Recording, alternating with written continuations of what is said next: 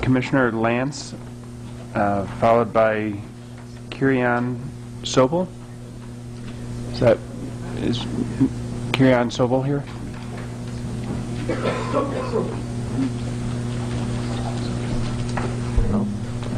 Okay, then Tracy Craig Green. Tracy Craig Green? Yes. Okay, you'd be next then. You came with an entourage. Good to see you, Commissioner. Oh, good afternoon. Only because there's so many questions sometimes and that are technical, and I need a little help to give you an appropriate response. Again, good afternoon, Senator McDonald, Representative Lawler, members of the Judiciary Committee. I am Teresa Lance, Commissioner for the Department of Correction, and I have submitted some written testimony on a number of bills. Today, I'd basically like to just speak to you about Raised Bill number 6709, an act concerning the Department of Correction. Raised Bill 6709 is the Department's legislative package and contains the following provisions, and I'm going to summarize as I go through and not read verbatim. Section 1 of the bill gives explicit statutory authority to deny disclosing specific sensitive information regarding any current or former DOC employee to an inmate unless required by a court order. This language would provide essential statutory protection that would protect my staff from disclosure of personal information to inmates. The safety and security of staff in the facility are severely compromised when inmates have access to an employee's files, whether they are personnel, medical, disciplinary, affirmative action, or security investigative files. For the DOC to be ordered to release such information to inmates places the Department in the untenable position of committing a violation of its own policy. Personal information that I have described about staff can and is used to harass, manipulate, and extort staff. In order to continue to protect the safety of our community, staff, and other inmates, we're calling upon you to please ensure that inmates cannot obtain personal information of correctional staff. Section 2 of the bill prohibits inmate possession of a wireless communication device and establishes possession as a Class D felony. The current statute that prohibits the conveyance of devices, such as a cell phone or a camera phone, into a correctional facility is silent on the possession of such by an inmate. As devices and cell phones become smaller, they tend to be more easily conveyed and concealed in a correctional institution. Possessing an electronic communication device such as a cell phone gives inmates access to a private line of communication from which they can harass, threaten, and intimidate their victims, engage in unlawful activities, and even continue criminal enterprises. The penalty of a felony conviction serves as an additional judicial sanction to deter such behavior.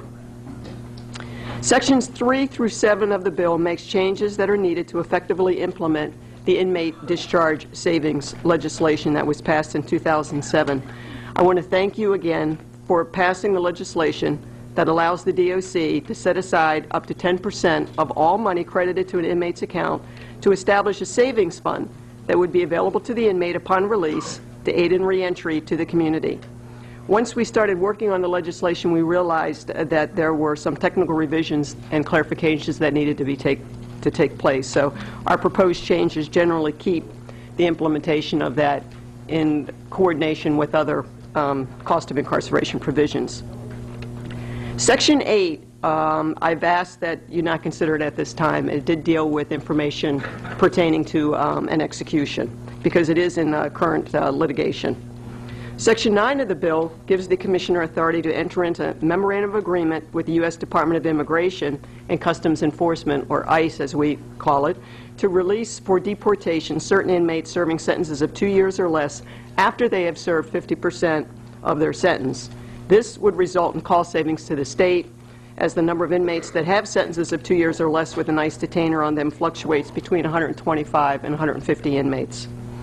Section 10 of the bill supports the safety and security of facility operations by requiring that a state agency notify the Department of Correction when the person requests information under the Freedom of Information Act concerning a correctional facility. This just allows us to be able to review the request and determine its impact on public safety and agency operations, safety, and security. Section 11 of the bill allows an inmate at his or her request to stay at a correctional facility beyond the inmate's end-of-sentence discharge date if a treatment program or healthcare institution which the inmate is scheduled to be released to is not able to accept the inmate on the inmate's discharge date. I do not anticipate that we'll be using this authority frequently, but it would be beneficial to have it in the few circumstances that it does occur. I would like to expand our authority so that an inmate can request to remain in a correctional facility while awaiting entry into a treatment program, healthcare institution, or for a compelling reason related to rehabilitation or treatment. That's it for my verbal testimony today. I'd be happy to answer any questions. Thanks very much, Commissioner. Let me ask you, with respect to Section 1, there's nothing in here that would say that the information is specifically exempt from the Freedom of Information Act, is there? Well, yes. Yes, in the bill. I'm sorry? Yes. Yes, what? That what we're asking for in Section 1 is language that would specifically deny that this information be disclosed to inmates. Okay, well, that's not. Where does it say that in Section 1 that it's exempt from the Freedom of Information Act? There's a section of... Excuse me, this is Sandy Shar. She's my legal director, and she's been handling all of the FOI cases as well as the information related to that. The first part of Section 1-210 basically says the information shall be released unless otherwise protected, words to this effect, unless otherwise protected by some other law. Okay, I guess my question... So if this were to go into effect, then this would kind of supersede that. They would have to abide by this language. Okay. Is there any reason that you didn't include a notwithstanding the provisions of 1-200 et sec? We can add that. No, I'm just trying to figure it out because I didn't want, if this is adopted, I don't want there to be any question about a conflict between this proposal and existing law. Excuse me one minute.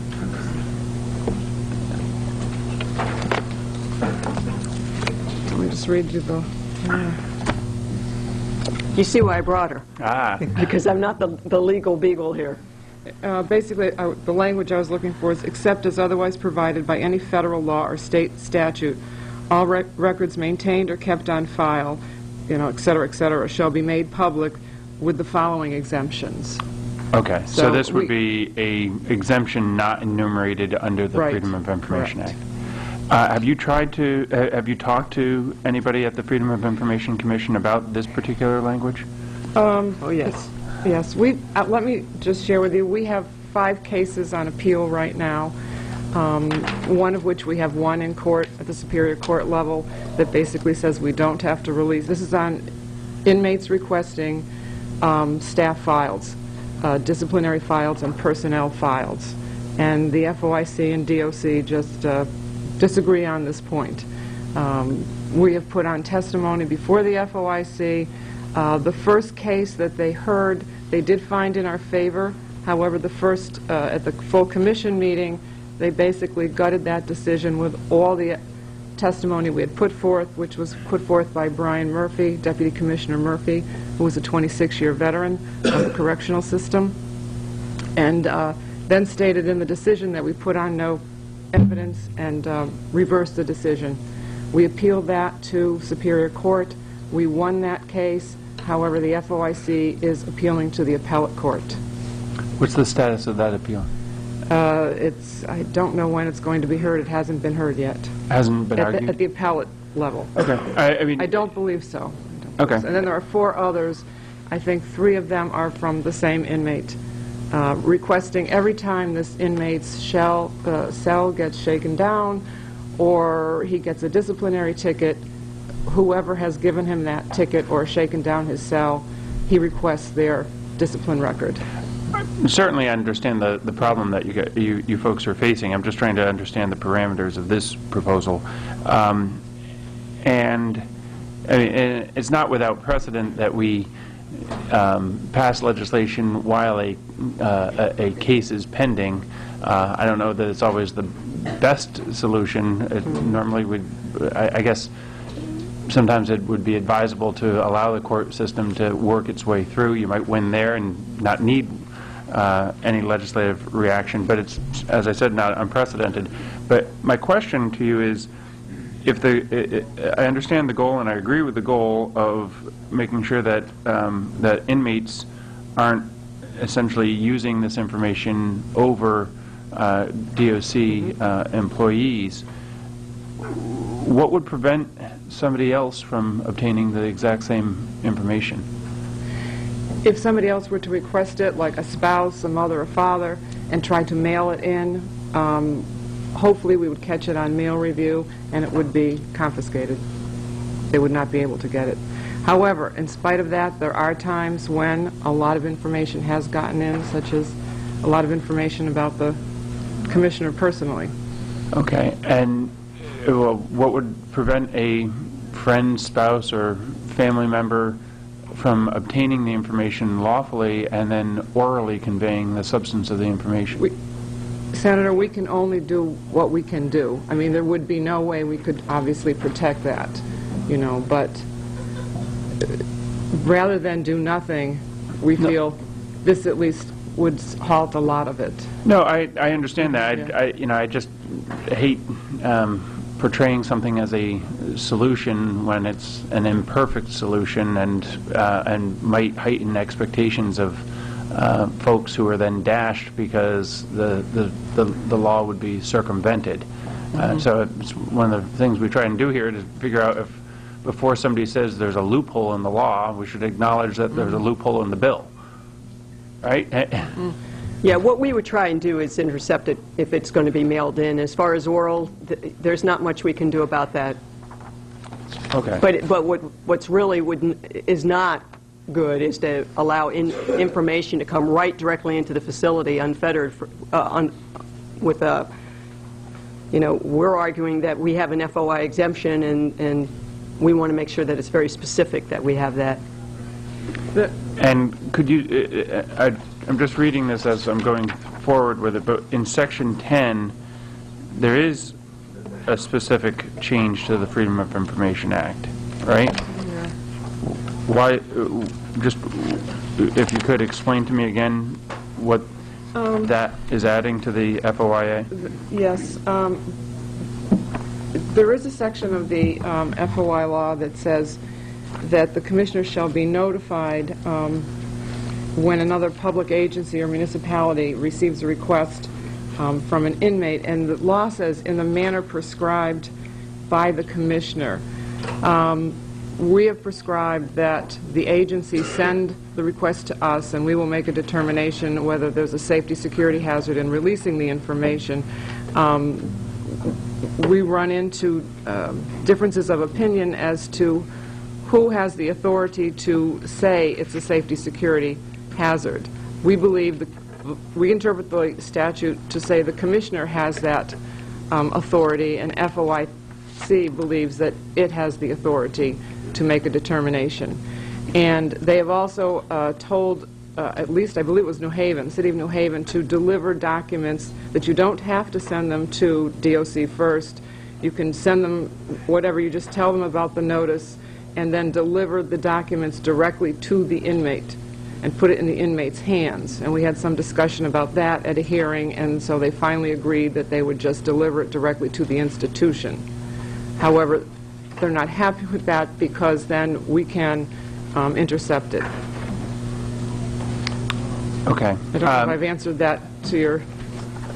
Yeah, I mean, this is obviously a long-standing and festering problem between the department and the commission. It's not just in my department, though. There's public safety agencies that have also come out to testify or to support bills as well regarding the disclosure of our personal addresses and information related to us as well. And so there's a lot of issues, but you know, how often do we fight the battle and end up in court? At some point, we need your intercession and your support to help us make, I think, clear policy that protects my staff. Okay. Well, I mean, there's lots of us that would sometimes like information about us not out in the public domain, but... I have we have a statutory exemption now. I would request that you not consider removing that, yeah. but please reinforce it. Okay. Yes. Senator, I'd like to also say we do, I don't want us to be seen as obstructionists. We provide thousands and thousands of pages to general public and the inmates. Probably 80% of our FOI requests are from inmates, and they request an awful lot of documents that we do provide to them. We're talking here just about staff files, personnel records, discipline files, things like that. Personal information. Personal information, because it goes against, as the Commissioner mentioned in her testimony, we have a policy against undue familiarity. We train our COs not to share any personal information, not what baseball team they like, football team, their kids' ages, the schools, anything. They can be disciplined for that, up to and including termination from state service. Now we're put in the position of turning over personnel information about employees, and it just puts us in an untenable situation. No, I understand that. Okay. I understand the problem. I've always... well, first of all, thought that executive branch agencies could sometimes reconcile these things as between themselves without us, or at least having the court system give some type of authoritative interpretation of the statutes. And sounds like you've teed up the issue fairly well for the courts and for us. So I thank you for working both branches on this one. Are there other questions? Representative Waller? Thanks, Mr. Chairman. Good afternoon, Commissioner. And good afternoon. Members of your staff.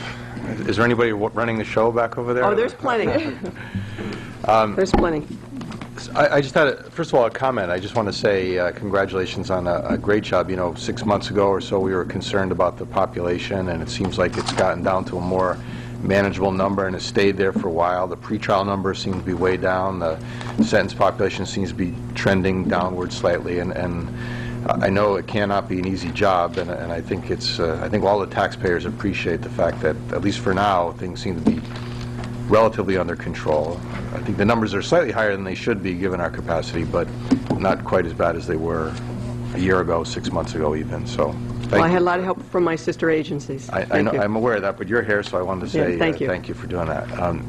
I had a specific question. You mentioned in your testimony an issue related to the deportation of inmates finishing their sentence, and you kind of mentioned it, and I just want to kind of retrace the steps in my mind, because I know 10, 12, 14 years ago or something that we did pass a statute which allows,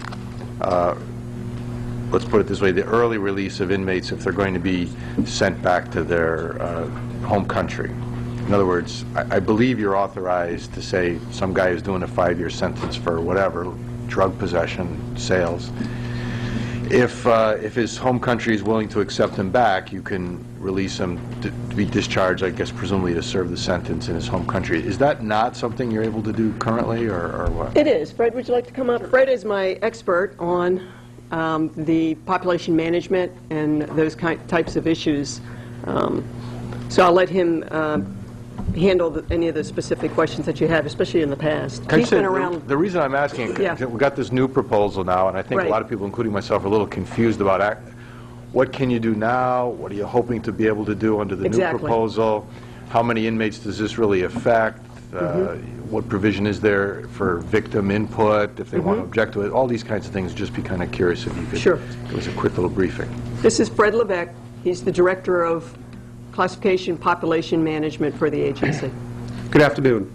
I believe the Board of Pardons and Paroles has the authority right now to deport, parole someone to their deportation.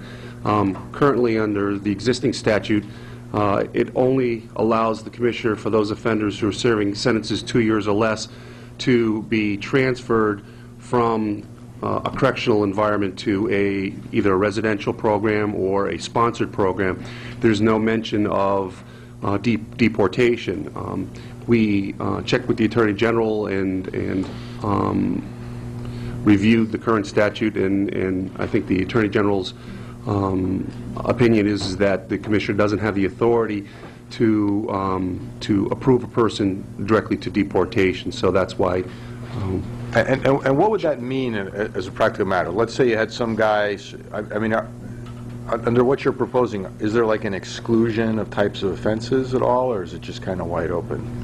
Well, currently the change would require the offender to serve 50% of their sentence, and once they've served that 50%, then they would be eligible to be turned over to deportation. Currently, there are anywhere between 125 and 150 offenders who have already been deported, have gone through the whole deportation process. They've had an investigation, they've gone in front of the judge, and they've been ordered for deportation. It would be that population we would review. We do recognize that Immigration and Customs Enforcement has certain countries that that they probably won't be dealing with. There are certain countries that won't accept their offenders back, but just so we understand it, you've got a certain number now who are sentenced inmates. Mm-hmm. There's an outstanding deportation order, and if and when they ever finish their sentence, they'll just be turned over to the ICE officers and presumably be deported, right? That's the current situation as far as I know. And for all of them, I guess you can't be deported unless there's somewhere to deport you to, and if your home country won't take you back, then you're not actually going to be deported. Do you know if any of these 130 or so you said, are they in that category? I mean, do you know? I'm not sure of the actual number of how many offenders would be, from countries that would not accept them back. I know there are certain countries, Jamaica and other company, Cuba, refuses to take some of their illegal aliens. And so are you proposing to, so under what you're proposing, does it only apply to people who've already got an outstanding deportation order, or are you proposing to have a process where you can sort of reach out to ICE to say, I've got an undocumented alien, you don't have any outstanding deportation order, but if you could get one accomplished, we could release this person to get them out of our cells? ICE on a monthly basis gets a copy or a list of all the individuals in our system right now that are not American born. They start conducting the investigations as soon as they come into our system on pretrial status. So they're well aware of the individuals who are in our system that may be illegal aliens. Again, we give them a list of non-foreign borns, and at that point they conduct their investigation. So this wouldn't, this process wouldn't be, a system where we're looking to directly hand over certain names or certain list of individuals. They already have that. This would just be, and again, we would have to enter into a memorandum of understanding with ICE to work with this process. I know there are certain federal statutes that would be involved here, but again, this is a group of individuals who have already been ordered for deportation. It would just be to assist in getting them deported at 50% of their sentence versus serving the entire portion of their sentence. Do you know how many inmates you currently have that are not weren't born in the United States that are potential aliens? I do know there's approximately 500 to 600. 546 was the last number I got. And that's a number of people who are not born in the United States, or it's a number of people who are not U.S. citizens? That's the total number of offenders that ICE has already expressed some type of interest, whether that is placed a detainer on them or the person's currently going through the deportation process, hasn't gone in front of a judge yet, or has already been ordered for deportation. But you've got a list of everybody who's not born in the U.S. I mean, some of them could very well be citizens, but... That's correct. How many are not born in the United States? Do you have any, with like the total possible universes out of the 19,000? I don't have that. I don't know it either. No. Not the total universe. This is basically, these are for, this bill is for offenders who would fall under my discretionary authority anyway for transitional supervision at 50%. So basically, we're letting ICE, I'm having ICE go ahead and pick them up. Okay, so this wouldn't apply to the parole-eligible population? Correct. They work with the board. This would be that population that I would have some oversight over. So the 130 you got is just in that TS eligible population? Oh, so presumably the system-wide number is larger, right? Yeah, but I don't know that it was 546 that we know that they have current interest in. They come in, ICE comes into the pretrial facilities and screens offenders. Okay. All right, thanks. Senator Kissel? Thank you very much, Mr. Chairman. First of all, I want to thank you, Commissioner Lance, and specifically as well, Deputy Commissioner Brian Murphy and Lena Ferguson. Over the last several months, and indeed in the last several days, I just want to say that the communication between myself and my legislative aide and the entire Department of Corrections has been fabulous. Not that it hasn't been in the past, but when good things are happening, I believe they deserve to be noted and to be praised. And so the relationship between your offices and mine are very, very good right now, and I just hope that continues. Obviously, having 6 correctional facilities with somewhere around 8,000 inmates, I have a concern regarding these matters. Let me just touch bases, because as much as your testimony this afternoon was as succinct as I've ever seen, given all your appearances before us, you offered a lot of written testimony on a variety of bills, and I just want to sort of march through them one at a time and just make sure that we're all on the same page. First, regarding raised bill number 6685, an act concerning the reporting of inmate population density and correctional facility specific data. And again, I believe this is in response to the prison population and correctional staff safety task force on which I served. It was chaired very ably by my friend and colleague, Representative Karen Jarmock, who represents the 59th District. It also had on it some correctional officers, Todd Sokolowski, Kevin Brace, and some others. Wayne Chowinski from your office did a fabulous job juggling a lot of competing interests. Senator Tony Guglielmo, Representative Penny Bacchiacchi, Representative Kathy Tallarita, Senator Andrea Stillman. I think I plugged everybody that served on that task force, so wanted to make sure that I did that. This is one of the recommendations that that task force had. It's my understanding that the Department of Corrections has no objection, and that you would recommend simply that Section 1B2, you're stating that that's more realistic. Regarding facility density threshold should be 10% instead of 5%, and I was just wondering why. It's just the numbers. If you're looking at a particular facility, a 5% is really, that could conceivably be a roundup, you know, in the community. So the 10% I think is more realistic, and I think serves as a much more consistent and stable threshold rather than a 5%. In a facility of 1,000, I think, I'm not a mathematician, but 5% is probably about 50. Well, we can increase that. We can get 70 in one night in just one facility. Okay. So that's all. I just thought that 10% was a much more realistic and keep us a little bit more stable than you know, always looking at that 5%. So that was my only issue with the 6685. But otherwise, when we start JFing bills, we can put this on our list, and hopefully it'll be not objected to by the department. I'm not opposed at all to bill number 6685. Okay, that's great. Except for that little, just an amendment. Okay. Yeah. Regarding raised bill number 6684, an act establishing a correctional staff health and safety subcommittee of the Criminal Justice Policy Advisory Commission. Your written testimony is that you support it, but you want to make sure that in lines 58 they be amended to read, instead of correctional officer, hazardous duty staff.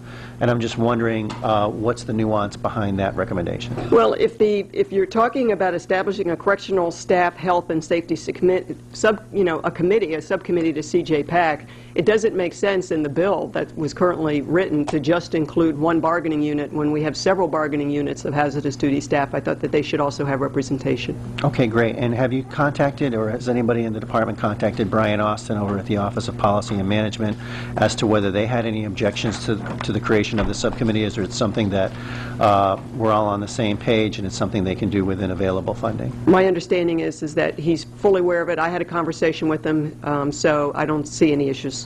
Great. Thank you very much. Okay, there's some other ones. There's a few that I'll touch bases on at the end briefly that the department opposes.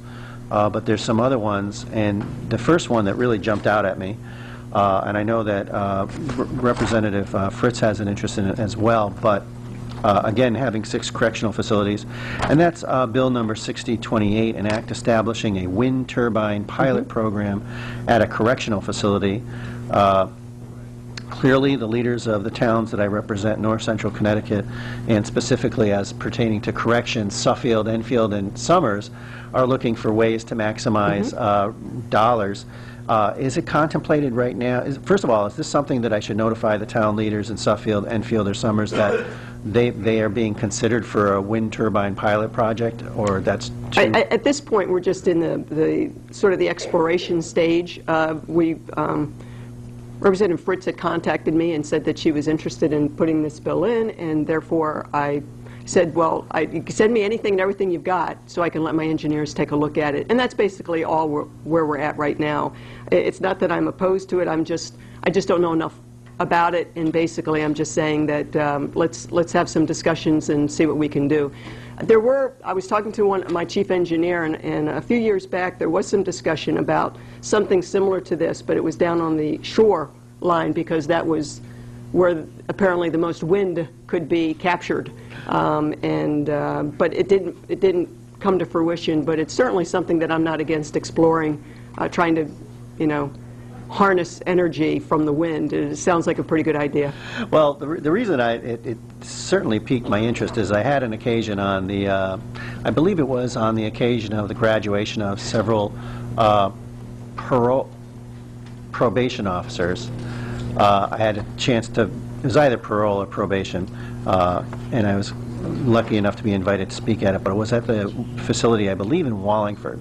And to my mind, the facilities in Somers and Enfield are much on higher hills and everything else like that. So much more, probably, much more wind going over just in the tours of those facilities.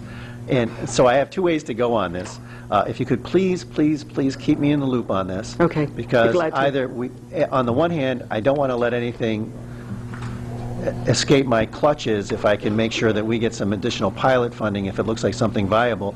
And on the other hand, if my communities really don't want anything to do with it, I need a heads up so I can tell them, uh-oh, you might get some giant wind turbines up on a hill, and maybe they don't want it. So as long as we're part of those discussions, that would be great. Okay. I have a lot, Senator. Only because there's a lot of bills where there's testimony. An act regarding the prison population. I was very happy to read the testimony that you're over 800 below the department's all-time high from last February. As Chairman Lawler had indicated, that's great news.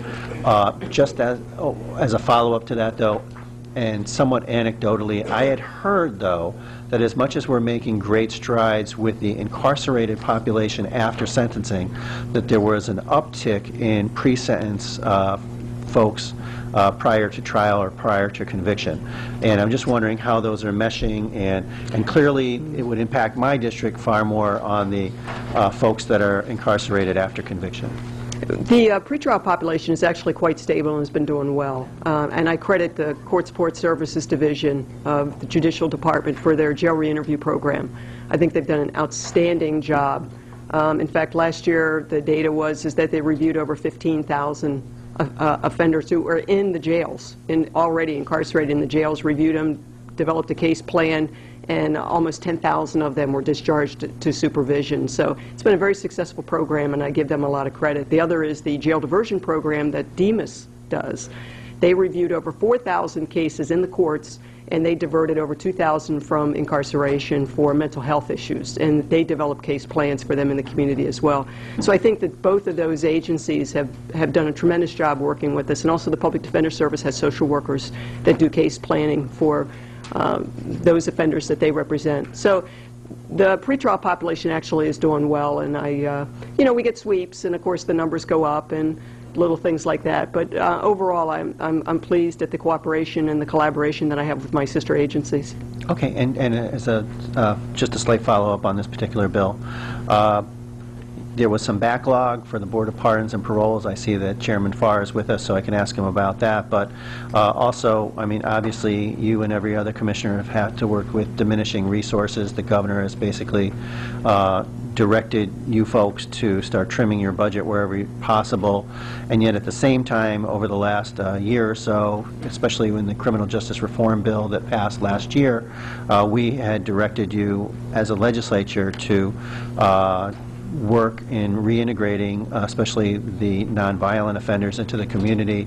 A lot of that has to do with beds, halfway houses, resources, counseling, everything, and all of that costs money. And I'm just wondering, you've made great progress thus far, and can we anticipate rather continuing progress to drive that figure down, or are we at a point where we're at stasis and it's probably going to stabilize?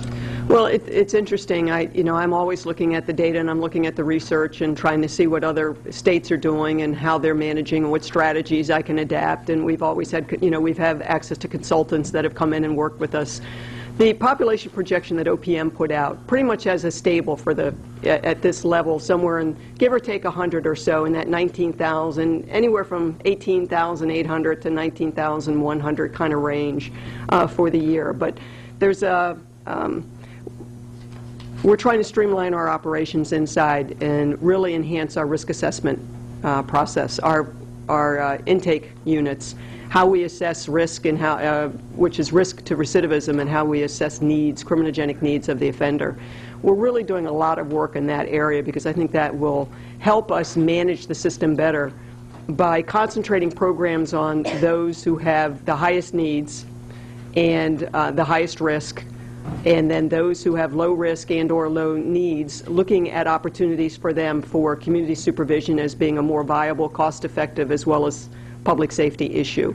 So there's a number of things we're looking at, working on, and I'm always optimistic. I've said that before, that we can do better.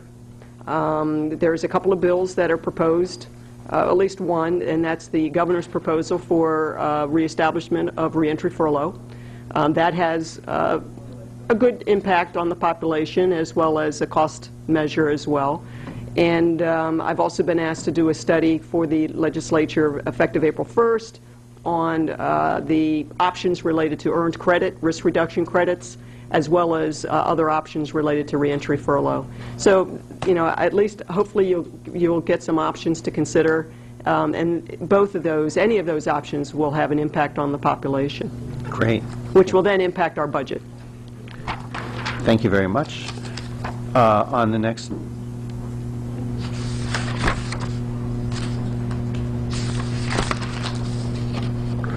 There was the one regarding, I'm a little confused by Committee Bill 639 and that concerning the training requirements for medical directors of correctional facilities, because essentially the written testimony simply states that there are 8 of the 20 physicians at Correctional Managed Health Care have already received 8 hours of the federally approved opiate and detox training, and that other folks are going to come online. So does that mean there's no need for this legislation, or you support? I don't believe there is need for the legislation, sir. And also, Dr. Trestman, I believe UCMHC is going to be providing testimony, written testimony on this. Okay, great. Regarding raised Bill 6704, and that concerning prison overcrowding, Section 11 of Governor's Bill 6363, restoring your discretion to place qualified inmates on furlough with up to 45 days of community service. And that's, I guess, a bit of a reversal from some of the reforms that we had passed recently. It's interesting how you put that. I tried to put it as delicately as possible. I had reentry furlough authority that the legislature had provided me for up to 30 days. We were using that program. The Bill 0801 removed any authority for reentry furlough. Therefore, the bill is being proposed to, it's the governor's bill, 6363, which would restore the discretion that I have to place qualified inmates on furlough with up to 45 days of community supervision. So that's what this bill is to actually bring back reentry furlough up to 45 days. But see, my personal position regarding a lot of these things is to push the inmates to a point, and actually you had it in the bill that you testified on at the beginning, regarding an inmate that's waiting for a bed for programmatic purposes, and the alternative is, I'm sorry, here's your bus ticket, or here's your stuff, you're out of here. And if that inmate wants to turn their life around, part of the provision there is in those rare instances, which is really great news, they can stay in the correctional facility until the bed opens up.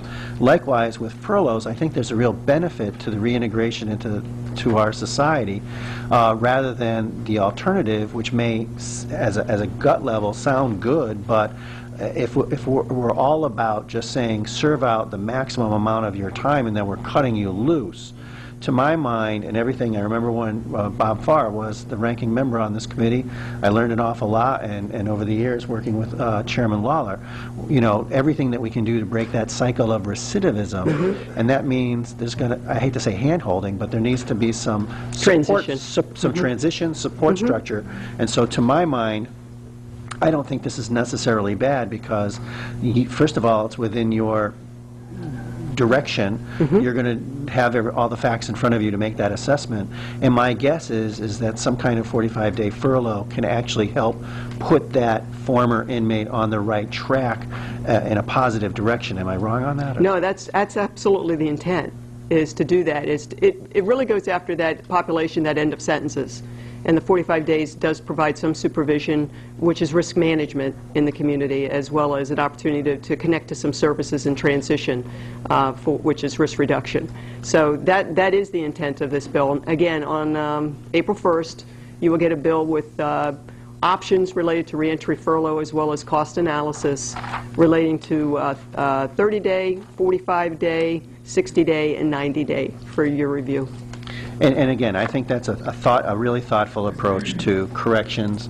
You know, I have no problem, and I strongly support getting tough on the really, really bad folks out there. But at the same time, I think Connecticut has a reputation nationally for being pragmatic.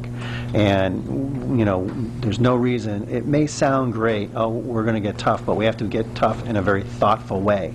And again, always attacking that cycle of recidivism, trying to get out there for all those folks that don't need to turn back to a life of crime.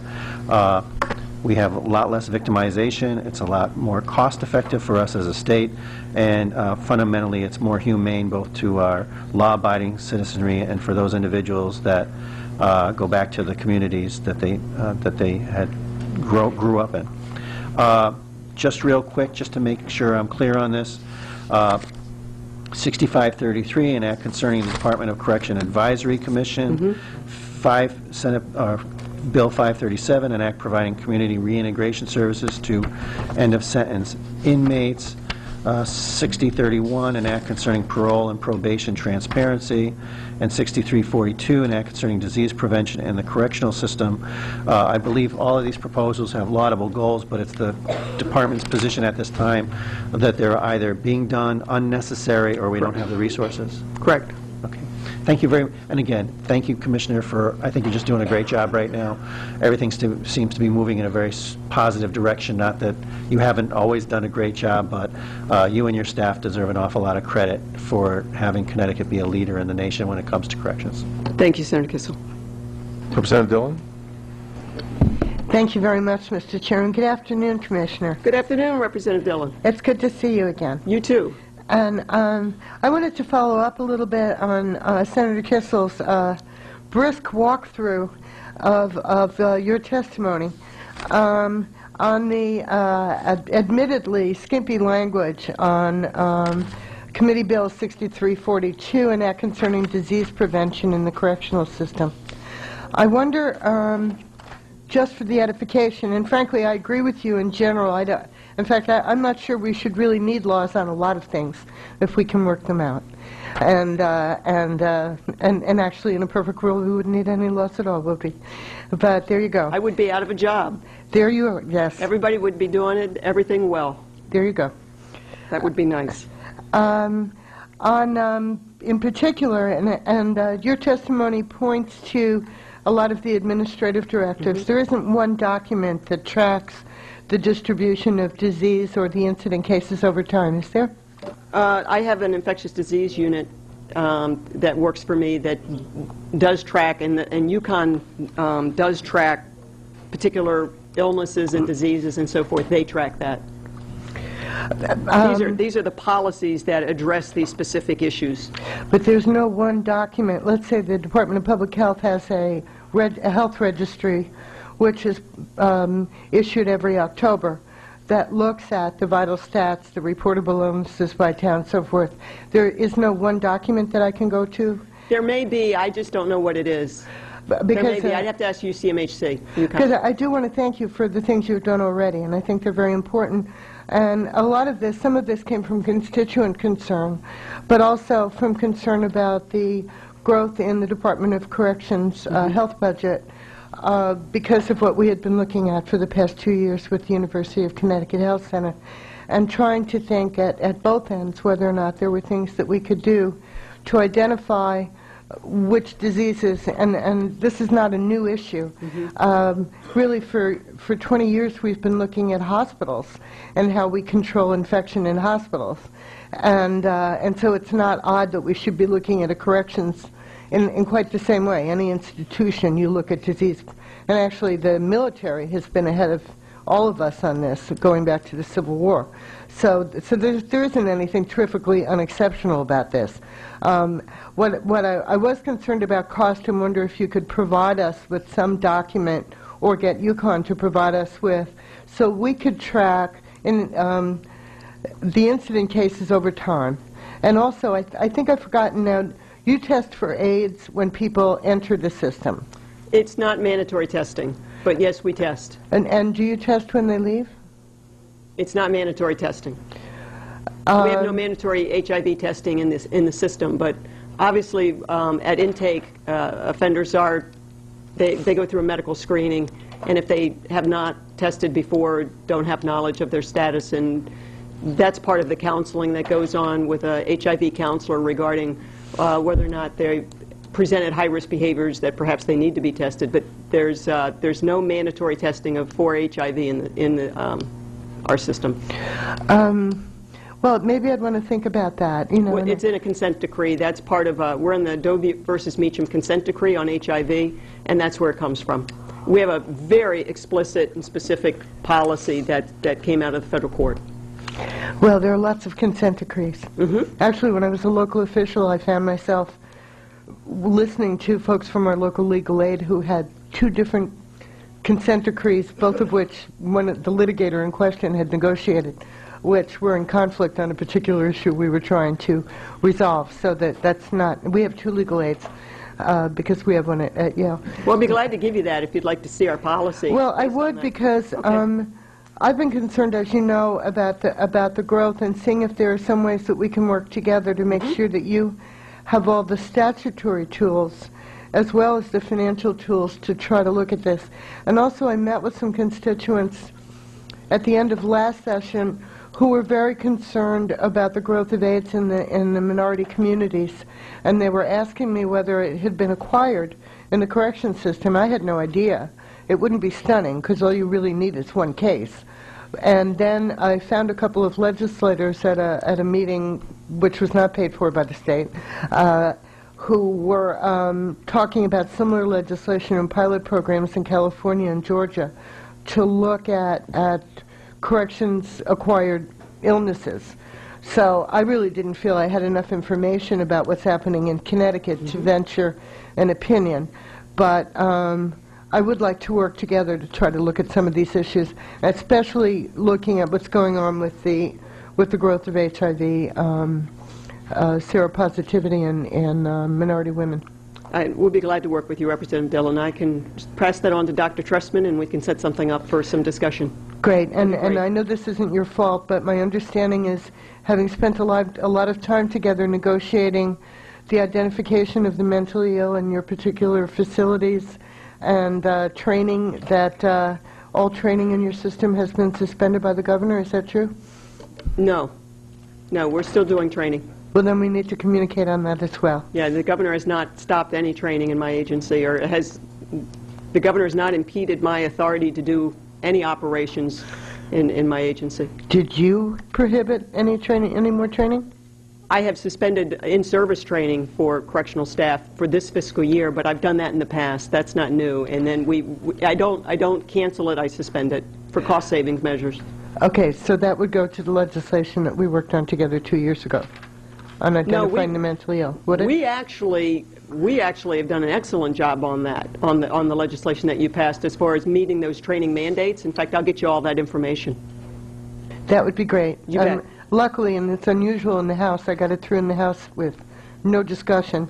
Well, I stood up and explained it and sat down, and then Dolly Powers got up and gave me credit for negotiating with you and sat down, and it was gone before anyone knew what it was, which is really so rare in the House. I'll treasure that moment for a long time.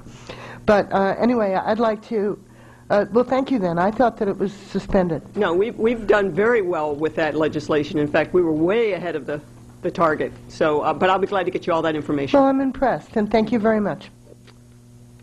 Further questions? Representative O'Neill?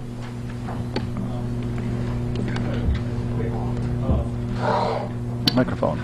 Try to be fairly quick. The 6704, in your testimony, you talk about a 97% successful completion rate, and I'm wondering if that means that they, this is the one where there's a 30-day furlough program, and does that mean that they 97% of the people successfully completed the 30 days without a problem? Okay. Yes, without having to be remanded back to custody or committing a new crime for conviction, which is an incredible measurement if you think about it for people who are getting discharged out of corrections. The recidivism study, shows that within 3 years, about 36% will return to corrections with a new conviction.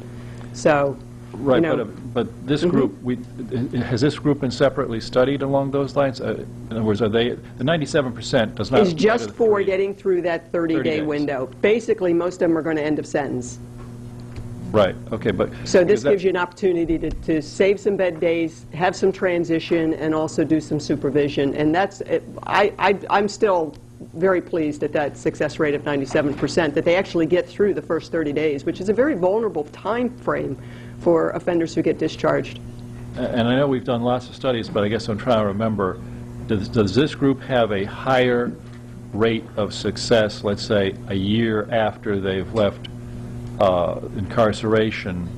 Do they have a higher than average? I mean, I know that there's differing levels of success with either parole or transitional supervision or this whatever the furlough program. I mean, there were about 4 different programs that were out there, parole being the biggest one, but there were studies done of different ones, and I was wondering if this one has a success rate, say, comparable at the end of 3 years to a better rate, I guess, than the ones such as parole where people are being released years or at least many months in advance of the potential end of sentence. Yeah, what the recidivism study showed is that those who were transitioned into the community under some type of supervision, whether it be reentry, transitional supervision, parole, or probation, had lower rates of recidivism.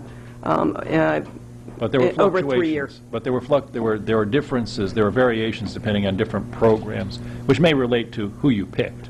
It certainly does. It does, because those who are lower risk will have a higher success rate and a lower failure rate, and those that are higher risk, they tend to have a higher level of relapse or revocation and or recidivism. So, basically, I think the overarching concept here is that those who are transitioned into the community under some type of supervision and have some connections made prior to their end of sentence, they have a lower overall rate as compared to those who just flat out end of sentence. Right. And the other thing I was wondering about is approximately how many prisoners would you anticipate? Would it be the same number as you did previously if you had this authority restored to you? That's what the study is going to show April 1st. I can't give you numbers right off the top of my head, but it's going to give you different scenarios, 30, 45, 60, and 90-day reentry furlough options. And then it will also have the cost effect of that, and some projections on some particular numbers. So you would get a number of the inmates that you would project would be eligible and use that option, and then what the cost savings would be. So I'll have those options available April 1st. Thank you. Representative Walker? Good afternoon, Commissioner. Hi, good afternoon. How you doing? I'm good, thank you. Haven't seen you in a while. I'm hiding. Yeah, I know. Trying to take care of business, not be the business. We're all hiding. I'm going to start with Senate Bill 639, and that concerning the training requirements for medical directors of correctional facilities. Sure. I'm a little concerned, or I'm confused. Your suggested amendment said that by or under contract with the Department of Corrections to provide who provides detoxification or substance abuse. What are the requirements for somebody who does any type of substance abuse or detoxification counseling in the first place? This is a CMHC. They're going to give you their response. I would not, I hate to tell you this, but I'm sorry, I can't go into a lot of details as to what the qualifications are. Okay.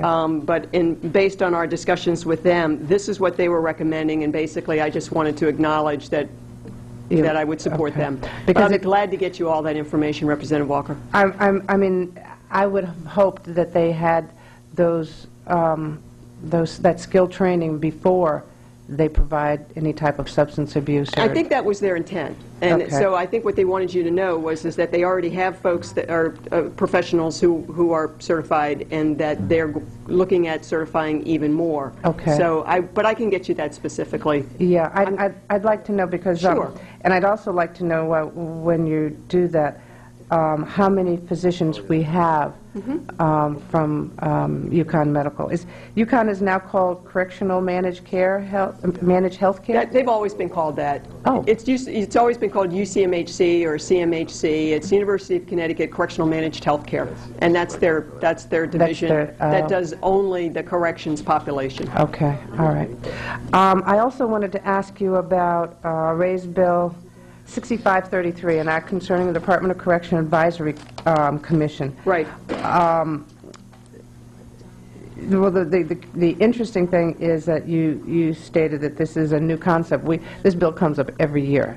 I didn't say it was a new concept. I just didn't think that it was. I just don't think it's necessary. Well, do you have an advisory council right now?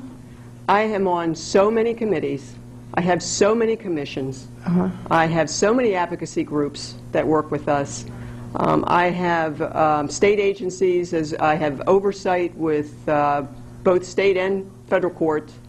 I have relationships with, I entered a stipulated agreement with Office of Protection and Advocacy. That was a 3-year stipulated agreement. They had access to all of our programs and services and everything else. That ended in court, which I was very pleased at. I thought that was a good, and it was a very effective process, and it was very instrumental in how we do and change business with mental health. So I already have that relationship with them. I have a permanent commission on the status of women under contract with us for services. I have affirmative action director who meets routinely, or who has contact with the African American Affairs Commission and so forth. There comes a point where I've got so many avenues out there. I have full-time representation on all the commissions and committees, child advocates in my facilities, every week, I guess, and so forth. The one section that, or the one group or population that really is the missing link that I see is the community. People that are ex-offenders. People who have gone through the system, who have had an opportunity to see the things that are happening and could help in maybe changing some of the directions. And that was the one thing that, I mean, as I looked at all the things that were listed, all the people, and I do know that you do have members or representation on all of the governor's advisory councils and everything, but the actual connection, like Department of Children and Families has a parent advisory group, SAC. I forgot I don't know what it stands for.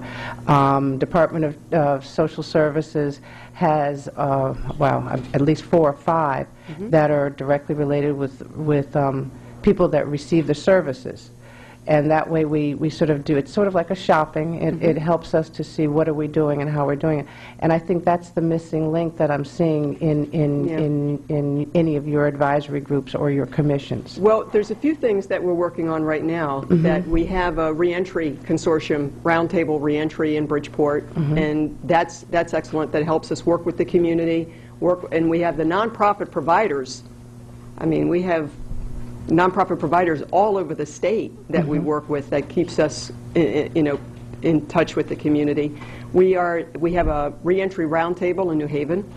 We have the building bridges in both Hartford and New Haven. And ex-offenders are participatory in all of these? They're open. They're open hearings, meetings. It's the providers and people who work with them. And as far as I can see, that I'm working with the city of New Haven, working with. In all of those ones that I mentioned before, statutorily, it is responsible. The responsibility has to have the recipients are statutorily represented in those commissions. So that's where I think that the idea is somehow we have to have the representation of people that have gone through the system to be required to be part of it, so that we make sure that their representation and things that they've seen have helped us to make sure that we're doing the right way. And that's the only reason why I re-look at it. So I think we should just sort of rethink this, and maybe there's a place where we can add a statutory requirement that an ex-offender be on one of the commissions that you have,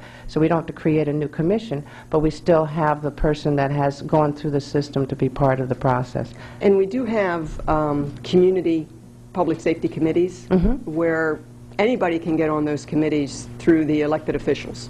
And we have them in every jurisdiction that I have a correctional facility. So you would have one in Hartford, New Haven, and Bridgeport. Do you have any ex-offenders on them? I'm not aware of any because the wardens run them. I'm not aware of any, but that doesn't preclude that.